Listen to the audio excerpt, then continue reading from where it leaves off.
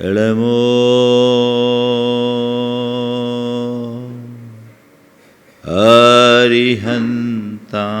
अरिहन्ताणं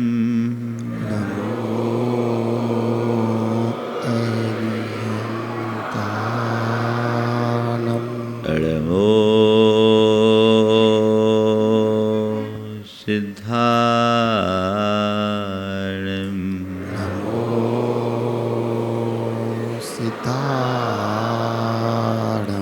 एळमो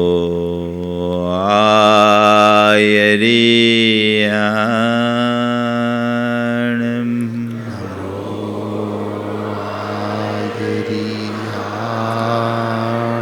एळमो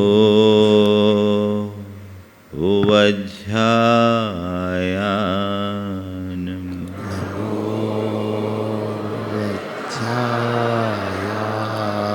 एळमो लोये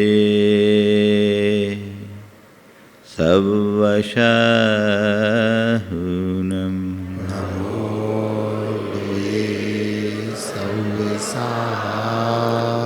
एसो पंच एळमो यारो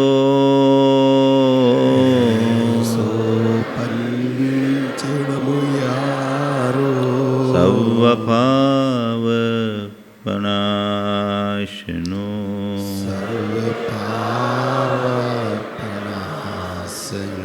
मंगलालं च सवेसिं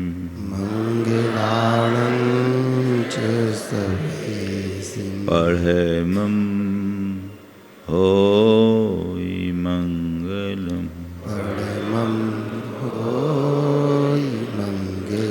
जय बोलो देवादिदेव 1008 श्री भगवान महावीर स्वामी की जय जय जय। अहिंसा परमो धर्म की जय जय जय। परम पूज आचार्य गुरुवर श्री विद्यासागर जी महाराज की जय जय जय। बोलिए परम पूजनीय मुनिवर श्री प्रमाण सागर जी महाराज की, मुनि संघ की।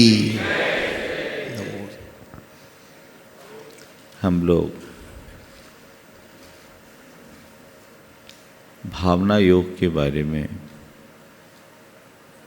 चर्चा कर रहे हैं। हमारे पास अचिंत्य शक्ति है, पर प्रायः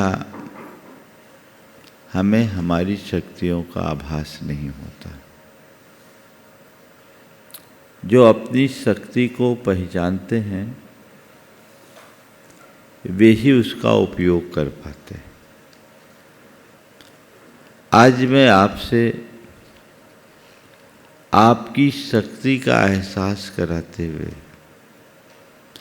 उसके उपयोग और उपभोग की विधि बताना चाहूँगा। भावना योग का मूल लाभ यही है कि हम अपनी शक्तियों का भरपूर लाभ उठाएं। हमारे पास 3 मौलिक शक्तियां हैं: शरीर की शक्ति, वचनों की शक्ति और मन की शक्ति। ये तीनों प्रकार की शक्तियां अपने अपने स्तर पर काम करती है। शारीरिक शक्ति हम देखते हैं, अपने वचनों की शक्ति का भी हमें यत्किंचित आभास होता है। मन की शक्ति को बहुत कम लोग जान पाते हैं, और इससे ऊपर है आत्मा की शक्ति, उसको तो कोई विरला ही जान पाता है। सच्चे अर्थों में देखा जाए तो शरीर की शक्ति से वचनों की शक्ति अनंत गुनी, और वचन की शक्ति से मन की शक्ति अनंत गुनी है, और मन की शक्ति से हमारी आत्मा की शक्ति अनंत गुनी है। पर ये चारों शक्तियां हमारे भावनाओं से प्रभावित, नियंत्रित और संचालित होती है। भावनाओं का खेल मैं आपको बताता हूं। आप अच्छे भले चले आ रहे हो, कहीं कोई तकलीफ कोई पीड़ा नहीं। किसी ने आपको देखा, क्यों भाई आज बड़े ढीले ढीले दिख रहे हो, तबीयत तो ठीक है ना? नहीं मैं ठीक हूँ, मैं देखो थोड़ा सा ऐसा लग रहा है कि कुछ गड़बड़ है। नहीं मैं तो ठीक हूँ।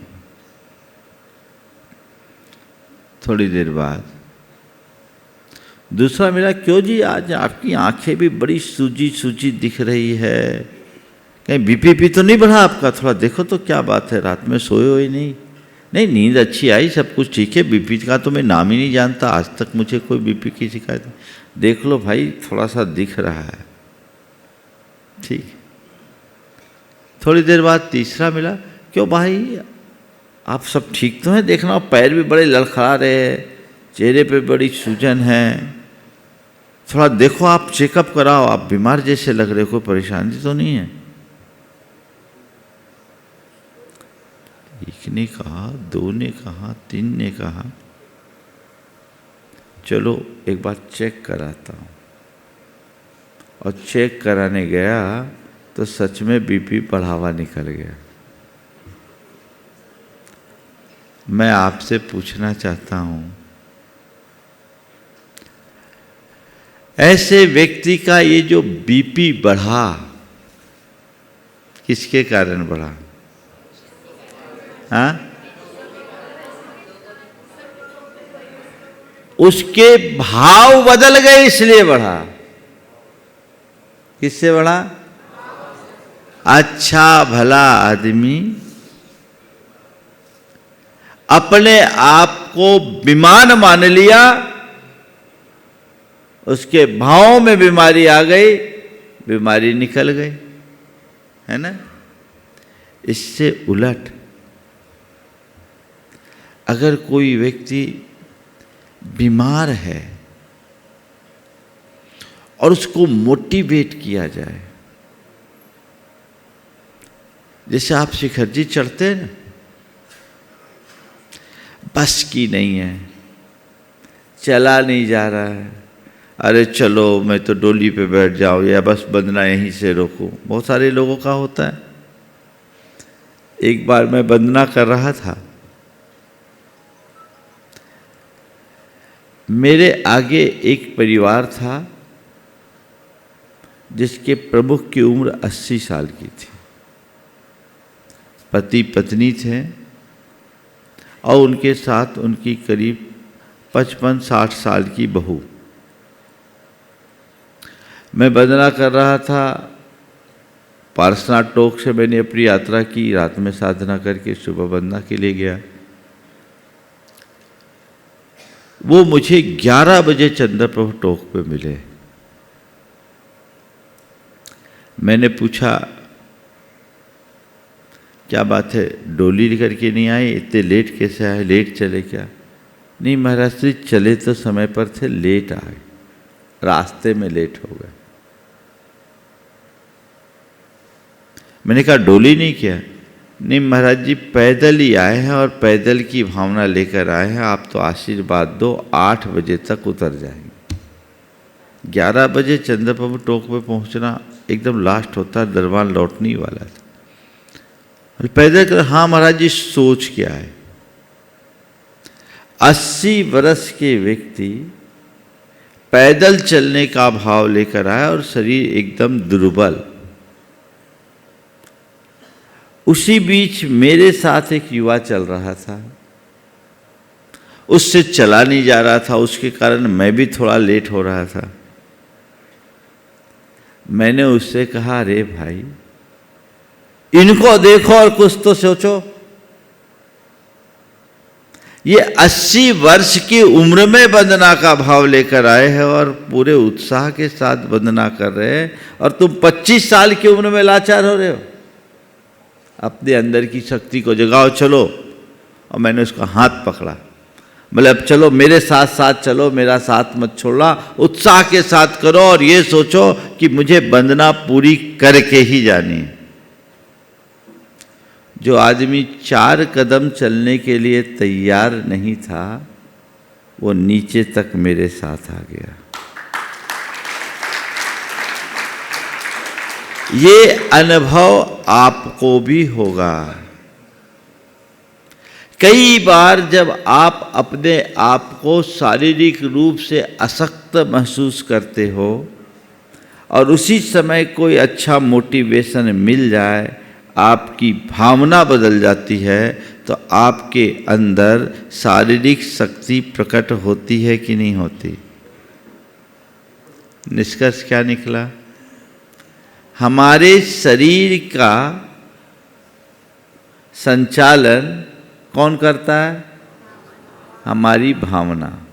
भावना माइंड को मैसेज देती है और माइंड जो है पूरे शरीर को कंट्रोल करता है ना? तो हमारे शरीर का संचालन करने वाली है हमारी भावना। अगर हमने अपनी भावनाओं पर फोकस किया तो हम कई प्रकार की शारीरिक बीमारियों से भी मुक्ति पा सकते हैं। अभी आगे बात करूंगा। इसी तरह वचनों की शक्ति, हमारी वचन की शक्ति बहुत काम करती है। वचनों की शक्ति 2 तरह की, एक खुद के वचनों और बोली से हम अपने ऊपर प्रभाव डालते हैं, और दूसरा अपने वचनों से दूसरों पर प्रभाव डालते हैं। एक उदाहरण, एक प्रसंग आप लोगों ने देखा होगा।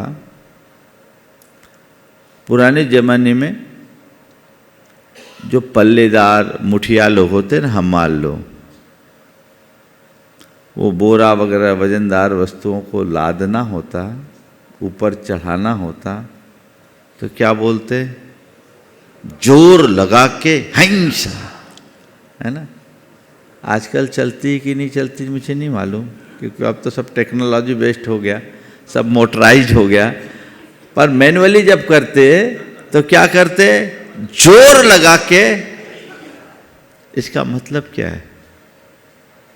उस वचनोच्चार से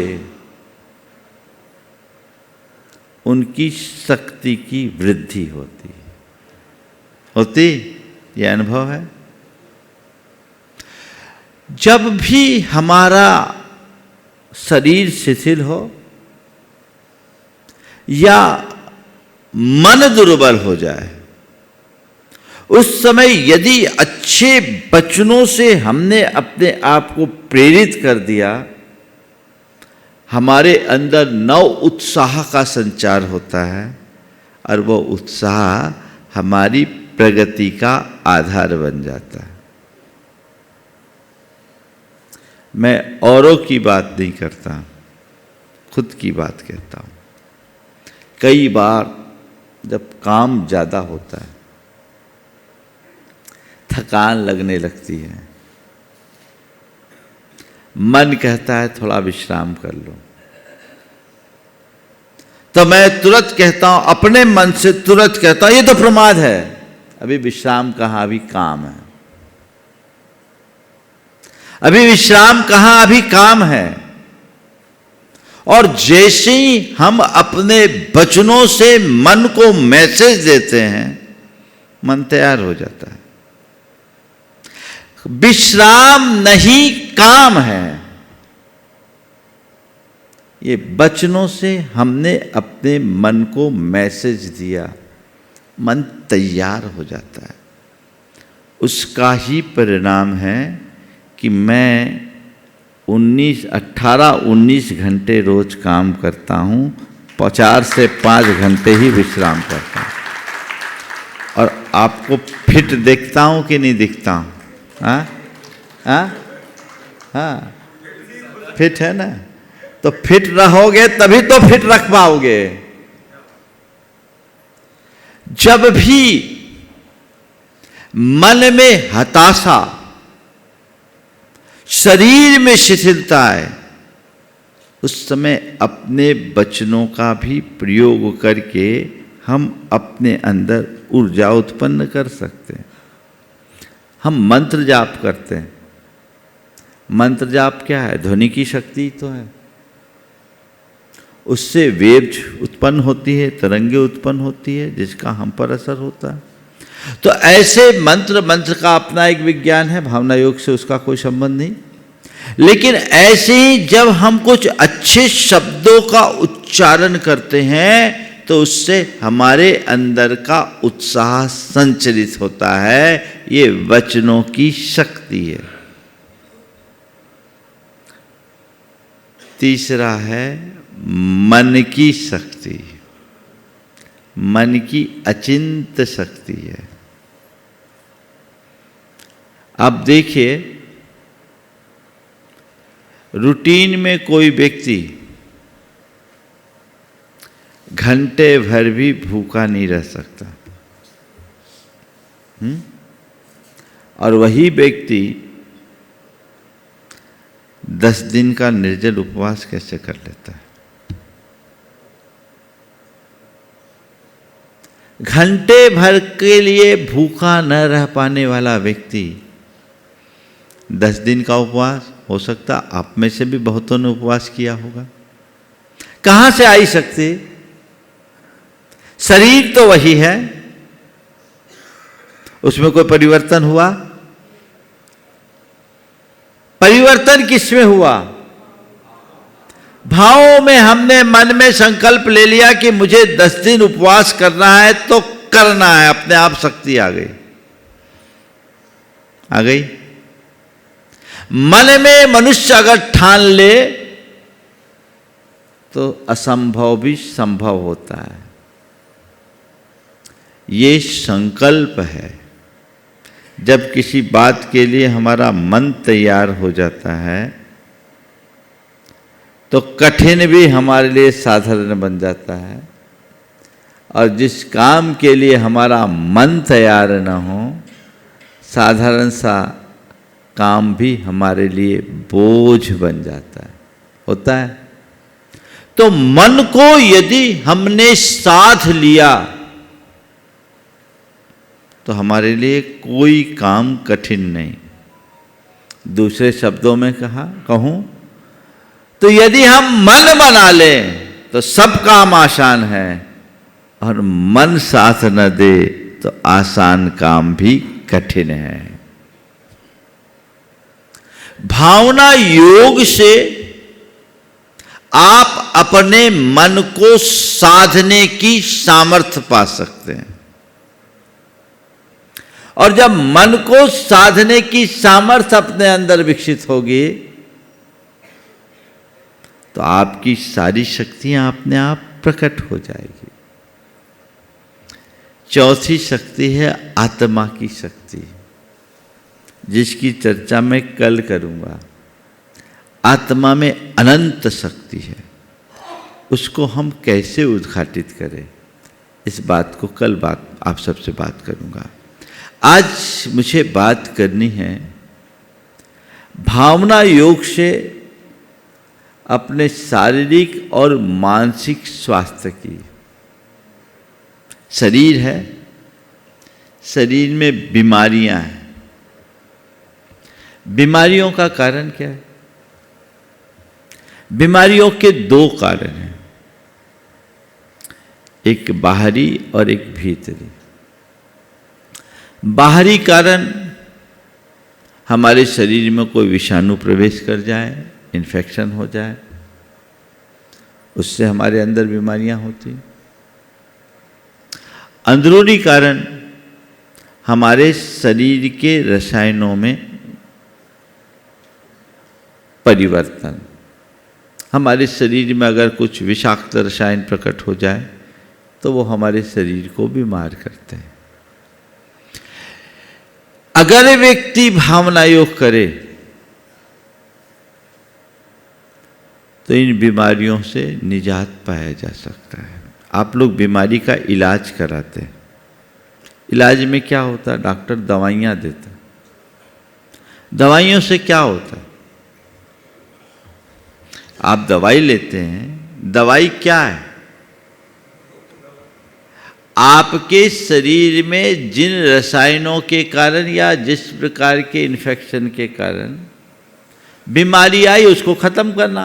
या तो एंटीबायोटिक्स देते हैं या फिर वैसे केमिकल्स देते हैं जो हमारे शरीर को ठीक करे और शरीर का बैलेंस बना सके। यही काम है ना। ये चीजें आप बाहर से ले रहे हैं। प्रकृति ने पूरे शरीर में एक स्वाभाविक व्यवस्था बनाई है। यदि कोई रोग आए तो रोग से लड़ने की। एक बड़ा स्थूल उदाहरण दे रहा हूं। कहीं खरोंच लग जाए, दिन दो दिन में अपने आप वो हील होता है कि नहीं? इसका मतलब प्रकृति में एक ऐसी व्यवस्था है, शरीर के किसी भी अंग अवयव में कोई गड़बड़ी होती है तो शरीर उसे खुद भी ठीक करता है। तो शरीर खुद कैसे ठीक करता है? उसके लिए वैसे रसायनों की जरूरत होती है जो शरीर में स्वाभाविक रूप से प्रकट होता रहता है। हमारा संपूर्ण शारीरिक स्वास्थ्य शरीर के रसायनों पर अवलंबित है और शरीर के जो रसायन हैं वो हमारी अंतःस्रावी ग्रंथियों और हमारे नर्वस सिस्टम से जुड़ी हुई। हमारे जो अंतःस्रावी ग्रंथियां हैं और हमारा जो नर्वस सिस्टम है वो हमारी भावना से जुड़ा हुआ है। हमारी मूलभूत ग्रंथियों में एड्रिनल ग्रंथि, पिट्यूटरी ग्लैंड, हाइपोथैलेमस ग्लैंड जैसे ग्लैंड्स महत्वपूर्ण और भी बहुत सारे। ये सारी ग्रंथियां हमारी भावनाओं से जुड़ी हुई है। जब हमारे अंदर अच्छी भावना होती है तो हमारे शरीर में कुछ विशेष प्रकार के रसायनों का स्राव होता है और जब हमारी भावना नकारात्मक होती है तो हमारे शरीर में कार्टिसोल जैसे विषाक्त रसायनों का स्राव होना शुरू हो जाता है। वो प्रत्यक्ष अप्रत्यक्ष रूप से हमारे शरीर को प्रभावित करते। भावना योग कहता है कि यदि आपने अपनी भावधारा को बदल दिया तो आपके शरीर पर बहुत कुछ परिवर्तन घटित हो सकता है। हम अगर बीमार हैं, ठीक है, बीमारी है, लेकिन इस बीमारी को अपने मन पर हावी कर दिए तो बीमार होने के साथ साथ लाचार भी बनेंगे। लेकिन यदि बीमार हैं और बीमारी को मन में हावी ना होने देकर अपने आप को उस घड़ी स्वस्थ महसूस करने लगे तो हमारे अंतःस्रावी ग्रंथियों का स्राव हमारे अनुकूल होगा और वो बहुत हद तक हमारी बीमारी के नियंत्रण में सहायक बनेगी। हम जब भावना योग करते, भावना योग के साथ ऊर्जा प्रवाह करते, उससे जो हम एनर्जी लेते हैं उससे भी हमारे शरीर की क्षमताएं बढ़ती है और हमारे अंदर का इम्यून सिस्टम स्ट्रांग होता है।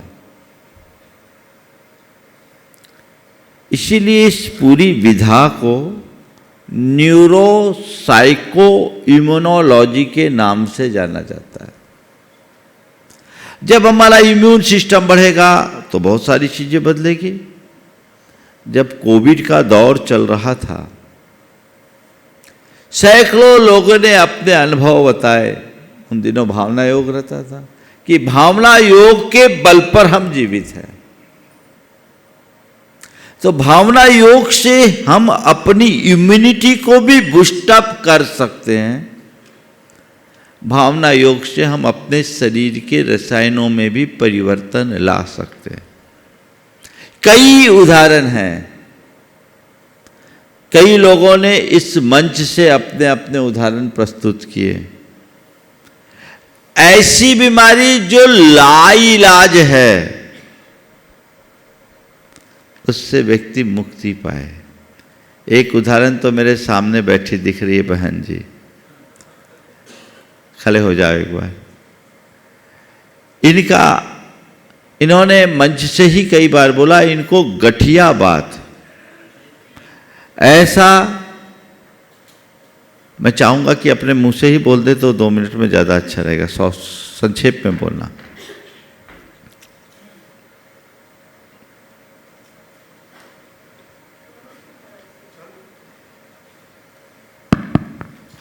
महाराज जी 6 साल से मैं गठिया से बहुत ज़्यादा परेशान थी। मैं तो उन दिनों को याद करती हूँ तो बस तकलीफ के और कुछ नहीं। फिर मैं आपको सुनते सुनते मैं भावना योग करी, बहुत दिखाई भावना योग और साथ में नमोकार दोनों साथ में करी। आज 3-3.5 साल से मैं जुड़ी हुई हूँ और अब तो मतलब कोई दवा नहीं, कुछ भी नहीं। मैं बहुत परेशान हुई, लेकिन अब तो मेरे कुछ भी नहीं, एकदम बिल्कुल मैं स्वस्थ हूँ। जो कि कपड़ा नहीं पहन पाती, एक गाउन में मैं खाली रहती थी, न कुछ मतलब बहुत ज़्यादा तकलीफ महाराज जी। मंदिर तक भी मेरी मतलब छूट गया, लेकिन आज ये सब ऐसे मैं सारा मैं एकदम पूर्ण स्वस्थ हूँ। मैं स्वस्थ हूँ, मैं मस्त हूँ, मैं स्वस्थ हूँ, मैं मस्त हूँ, मैं स्वस्थ हूँ, मैं मस्त हूँ। नमस्ते महाराज जी, नमस्ते महाराज जी। ये एक प्रत्यक्ष उदाहरण है। और भी लोग यहाँ होंगे, अगर जिनका किसी का भी उदाहरण है तो दोपहर और शाम के सत्र में उनको अवसर दूंगा। मेरा कहना ये है कि जब हम ये अपने आप में महसूस करते हैं कि हम स्वस्थ हैं, तो स्वस्थता का संचार होता है। हमारा माइंड हमारे वचनों और हमारे शरीर को नियंत्रित करता है। भावना योग करेंगे तो हमारे माइंड का सेट बदलता है, उससे हमारे अंदर के केमिकल्स चेंज होते हैं। कई लोगों ने कैंसर जैसी जानलेवा बीमारी से मुक्ति पाई है इसी भावना योग के बल पर। जब मैं भोपाल में था, वहाँ सिद्धचक्र महामंडल विधान हुआ। एक बहन जी ने अपना अनुभव बताया, ब्लड कैंसर था और भावना योग के बल पर वो कैंसर से मुक्त हुई और उस सिद्ध चक्र विधान में उन्होंने 8 दिन का उपवास किया।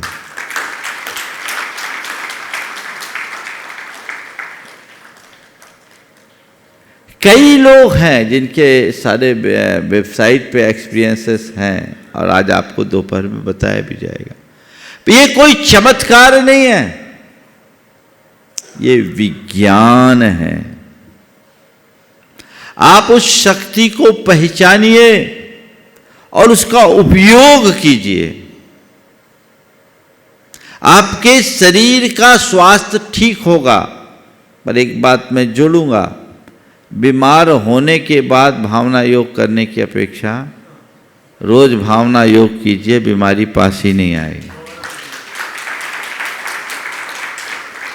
अपने शारीरिक स्वास्थ्य को ठीक करने का ये बड़ा श्रेष्ठ माध्यम है।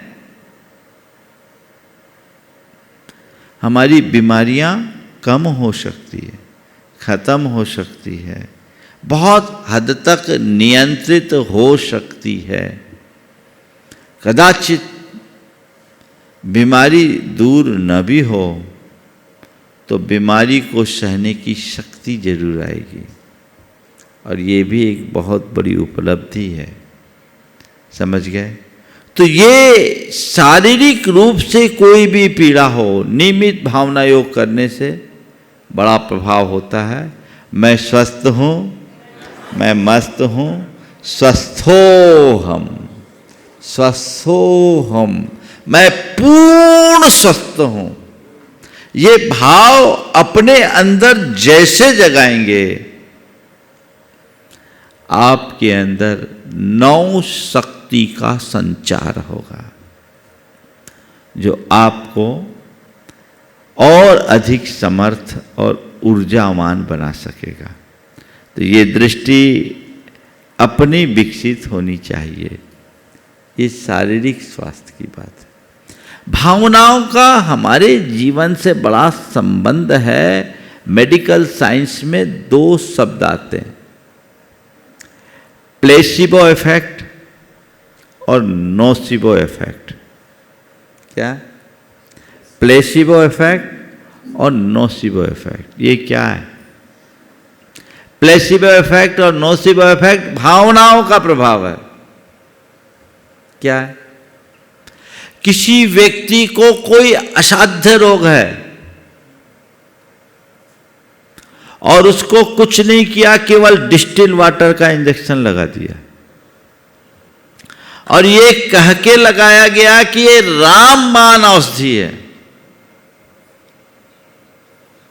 सामने वाले का उस पर विश्वास और भरोसा हो जाए तो डिस्टिल वाटर भी रामबाण औषधि का काम कर सकती। यह है प्लेसिबो इफेक्ट। और इसका तो उदाहरण भी हमने देखा। परम पूज्य गुरुदेव का चातुर्मास 1987 में थुबोंजी में था।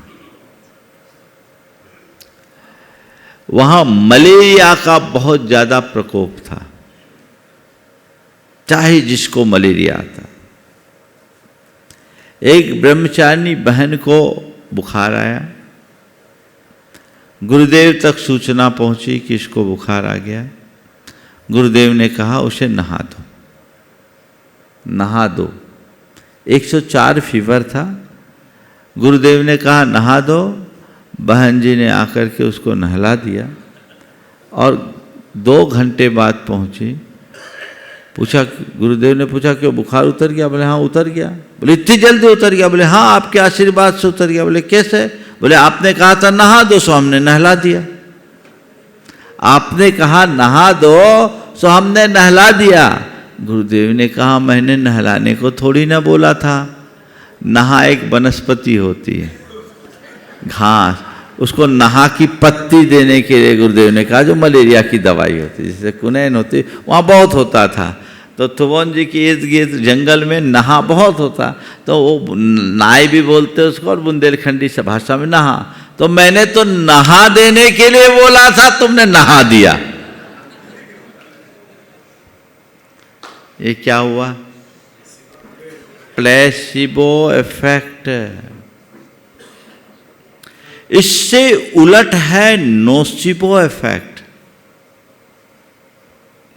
नोसिबो इफेक्ट यानी आदमी को कितनी भी अच्छी औषधि दीजिए, अगर उसके अंदर नकारात्मकता भर दी जाए तो दवा भी जहर का काम कर सकती है।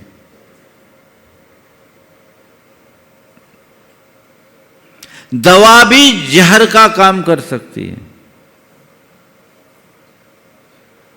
आदमी की स्थिति बिल्कुल भयानक हो सकती है। कुछ नहीं है लेकिन मन बदल गया, मामला गड़बड़। एक आदमी रात सो रहा था, उसके पैर की उंगली में एक जगह कट का निशान दिखा, एकदम नॉर्मल था। सोचा रात में चूहे हुए ने काट लिया होगा।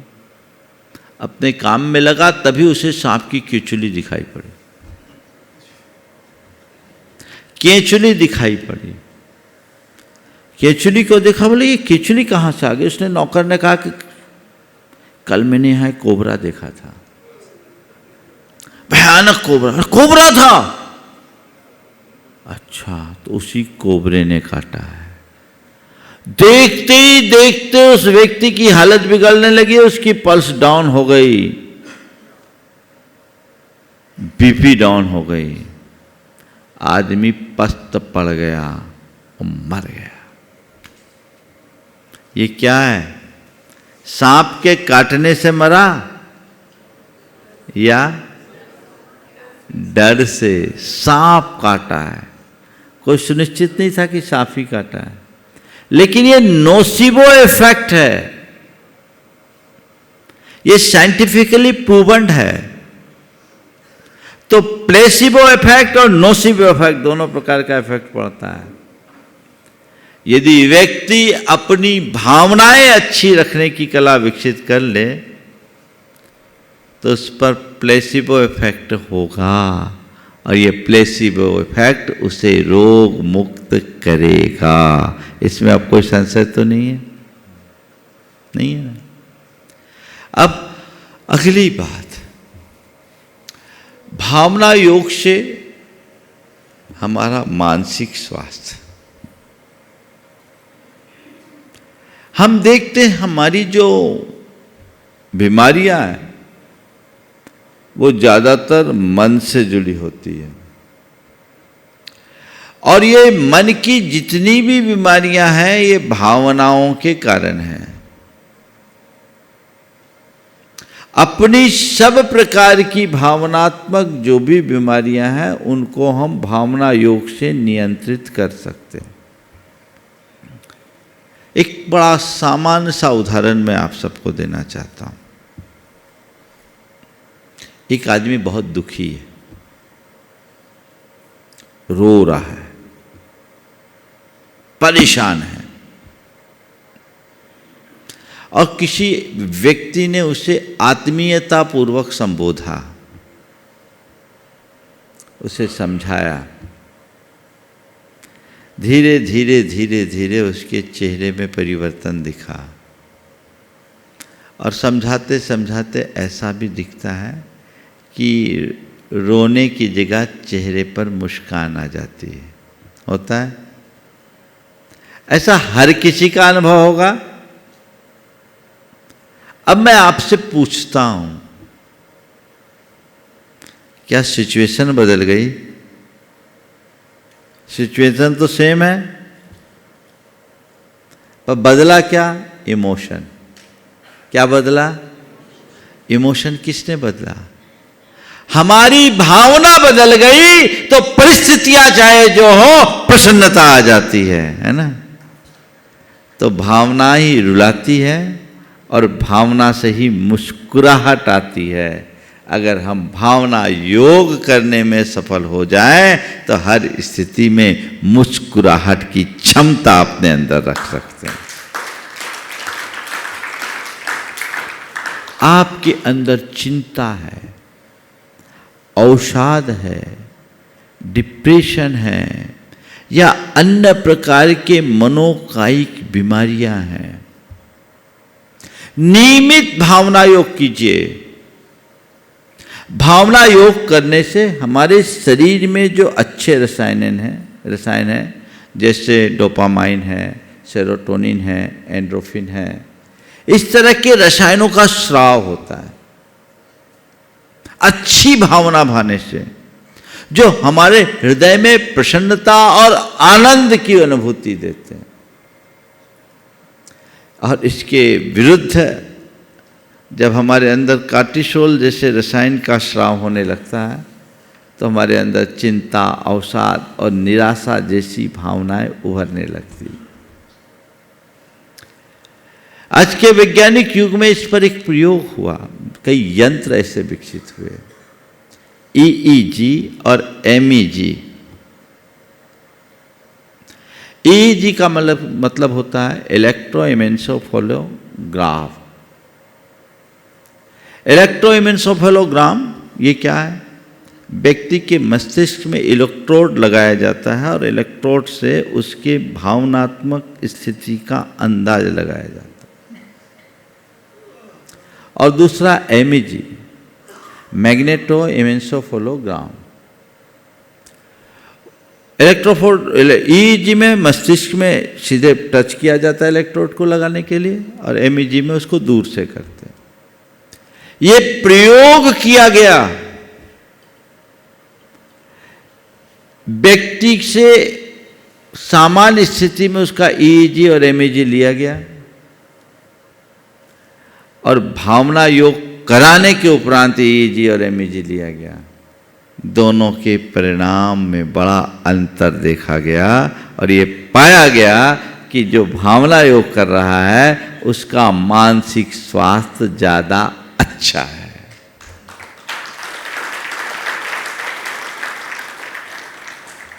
ब्लड प्रेशर के शिकार व्यक्तियों के ऊपर भी प्रयोग हुआ कि भावना योग अच्छे से करने से बीपी भी डाउन हुआ। तो ये हमारे शारीरिक और मानसिक दोनों प्रकार के स्वास्थ्य को नियंत्रित करने वाला है।